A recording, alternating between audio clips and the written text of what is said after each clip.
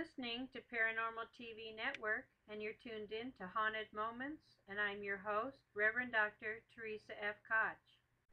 We will be discussing Rolling Hills Asylum, which used to be the old Genesee County Home and Infirmary. The old county poor farm and insane asylum has had over 1,000 deaths documented on the property.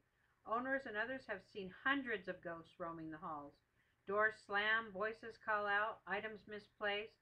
Many psychics and paranormal investigators have documented such happenings on this property. There have been photos of orbs, ectoplasm, and actual ghostly apparitions in the halls. The property was in operation from 1827 through 1974 as a county home and stood empty till 1992 and was then opened as an antique and craft mall. The third floor of the west wing that used to house the nurses is said to be the most haunted in the building. There are always paranormal investigations going on in this building, and the museum is open on the site and offers much of its history. Genesee County History Department has compiled a book of all documented deaths at the site and is also available for viewing.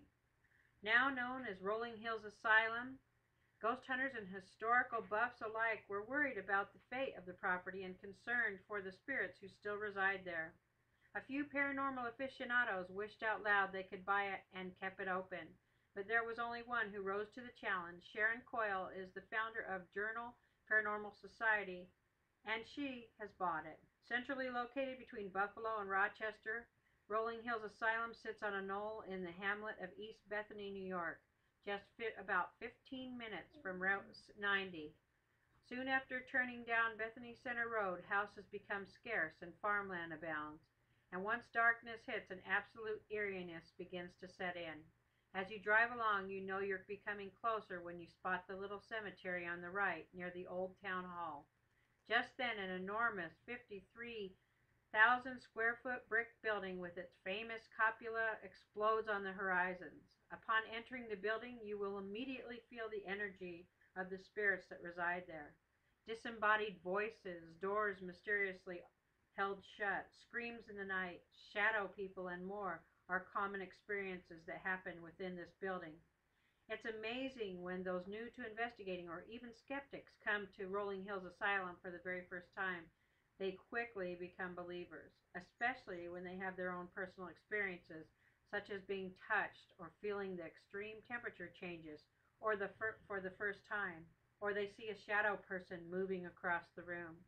Opened on January 1st, 1827, and originally called the Genesee County Poor Farm, it was created by Genesee County to house those eligible for assistance, including paupers, habitual drunkards, lunatics, the blind, lame, or otherwise handicapped, orphans, widows, vagrants, and murderers.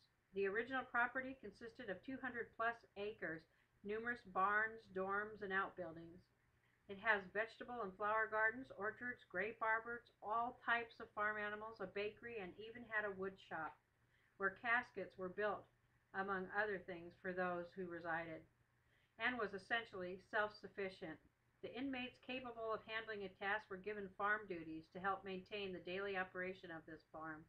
By the early 1950s, Genesee County Poor Farm gradually made its transition, and as it is affectionately referred to by the area residents, the Old County Home. By the 1970s, the Old County Home and Infirmary residents were located to newer facilities. The property closed, and it actually sat empty for 20 years. By the mid-90s, it opened again as Carriage Village, a place of unique shops.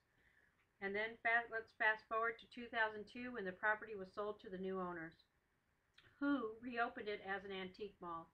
When the property owners, vendors, and shoppers began to notice strange occurrences, a paranormal group was called in to investigate. The rest, as they say, is paranormal history for this location. What's the most remarkable about this area are the amount and frequency of full body operations and shadow people that have been seen and photographed on the property.